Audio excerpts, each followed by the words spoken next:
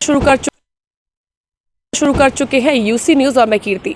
दरअसल आज मुद्दा कुछ ऐसा है जहां पर हमें रुकना पड़ गया और आपको ये खबर आप तक पहुंचानी पड़ गई। हम गुजर रहे थे मुख्यमंत्री पांच कालीदास मार्ग से और उसी के पीछे से आते वक्त यहां पर पड़ते हैं सिद्धार्थनाथ सिंह जो कि कैबिनेट मंत्री हैं, उनका घर।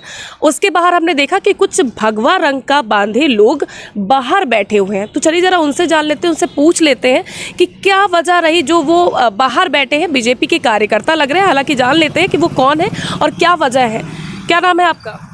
जी मैडम, हम लोग सिद्धार्थनाथ सिंह यूथ ब्रिगेड हैं। हम लोग उनके कार्यकर्ता हैं जो कि इनके स्टाफ। आप बीजेपी के कार्यकर्ता हैं? जी जी जी। अच्छा, तो आप क्यों यहाँ पर बैठे हुए हैं? दरअसल हम लोग आए थे माननीय मंत्री जी से मुलाकात करने हुए और वहाँ पे उनके स्टाफ लोग जो कि हम लोग के साथ अपराधा और लाठी डंडा से मार के भगाने की बात कह रहे हैं, धमकी दिया गया है। किसने दिया आपको धमकी? जी मैम, हम लोग अभी आए थे माननीय मंत्री जी से मुलाकात करने के लिए। हम लोग आदरणीय माननीय मंत्री जी के कार्यकर्ता हैं, बीजेपी के कार्यकर्ता हैं हम लोग, और हम लोग कल रात से यहाँ पे आए हुए हैं। अच्छा। तो माननीय मंत्री से हम लोग मुलाकात करने के लिए गए थे अंदर। तो अभी इनके गार्ड महोदय साहब से हमारी बात हुई तो उन्होंने कहा कि आप लोग माननीय मंत्री जी नहीं मिल सकते हैं। तो हम कहे भैया कहाँ नहीं मिल सकते हैं, हम लोग तो बीजेपी के कार्यकर्ता हैं। माननीय मंत्री जी से हम लोग आज से नहीं, काफ़ी चुनाव के प्रचार से ही हम लोग जुड़े हैं, उनकी सारी चीज़ है।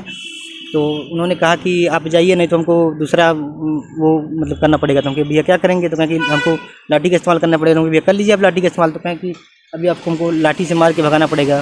तो ठीक है भैया, हम बैठ रहे हैं, आप हमको लाठी से मारवा के भगवा लीजिए। अगर अच्छा, तो उन्होंने आपको धमकी दी है कि अगर आप यहाँ से नहीं जाएंगे तो लाठी का प्रयोग करना पड़ेगा? महोदय जी हैं, अभी काका साहब हैं, उन्होंने कहा कि आपको लाठी से महोदय, तो जब तक माननीय मंत्री जी नहीं आएंगे हम नहीं जाएंगे। हम मंत्री जी से मुलाकात करेंगे उसके बाद ही तो आप यहाँ पर कब से बैठे हुए हैं? जी हम लोग करीब 1.5 घंटा, 2 घंटे के करीब से। और आप लोग कब से आए हुए हैं लखनऊ में? आप लखनऊ के ही वासी हैं?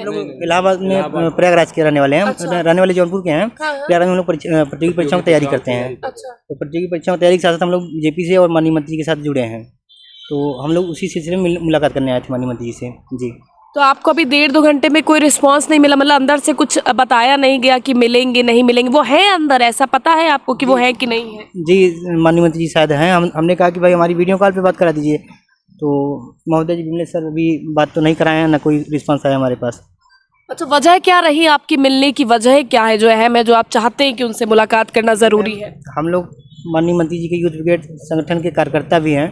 हम लोग यूथ ब्रिगेड के नाम से जाने जाते हैं। हम लोगों के पास कोई लिखित तो नहीं है, लेकिन फिर भी हम लोग यूथ ब्रिगेड के ही नाम से माननीय मंत्री जी के जाने जाते हैं। तो हम लोगों को कोई सुनवाई नहीं हो रहा है। अभी महोदय जी कह रहे हैं कि आपको लाठी से मार के भगा दिया जाएगा। तो ये गलत है ना कि क्या कार्यकर्ता इसीलिए झंडा और नारे लगाते हैं?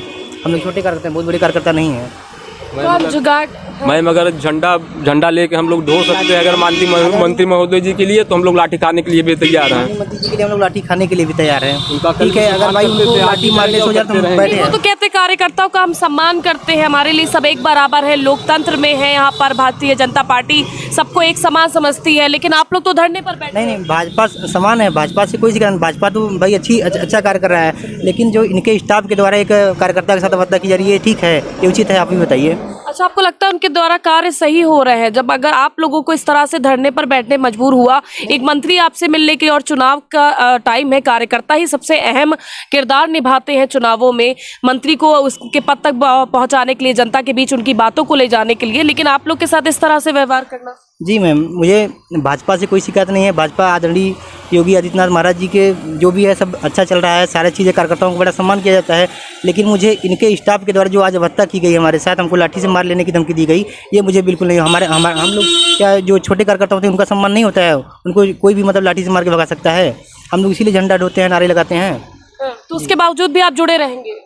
नहीं, हम लोग तो भाजपा से यही हैं, भाजपा से जुड़े रहेंगे, क्या नहीं रहेंगे? भाजपा से तब भी जुड़े रहेंगे अगर वो नहीं आते हैं बाहर, आपसे मुलाकात नहीं करते हैं? नहीं, हम लोग तो भाई बैठे रहेंगे जब तक रहेंगे। माननीय मंत्री जी से हम लोग मुलाकात करने के बाद नहीं जाएंगे। तो देखा आपने, सुना कि किस तरह से भारतीय जनता पार्टी के कार्यकर्ता थे और ये धरने पर बैठे हुए हैं। इनका ये कहना है कि हमारे साथ बदतमीजी की गई है। हमने सिर्फ इतनी मांग की थी कि हमें कैबिनेट मंत्री सिद्धार्थनाथ सिंह से मुलाकात करनी है, क्योंकि हम प्रयागराज से आए हैं, कार्यकर्ता हैं उनके, और कार्यकर्ता अहम किरदार निभाते हैं, जनता के बीच जाते हैं, जो मंत्रियों की बातें होती है या दलों की बातें हैं उन्हें पहुँचाते हैं। लेकिन उसके बावजूद जब वो एक आशा लेकर एक मंत्री के घर पहुँचते कि हाँ हमारी मुलाकात हो जाएगी, हम उनसे बात कर लेंगे, लेकिन उनकी जब ये आशाएं इस तरह से धाराशाही होती है, इस तरह से जो उनके वर्कर्स हैं वो इस तरह से उनके साथ बर्ताव करते हैं, तो कहीं ना कहीं सवाल खड़े होते हैं। कैमरामैन प्रमोद के साथ कीर्ति।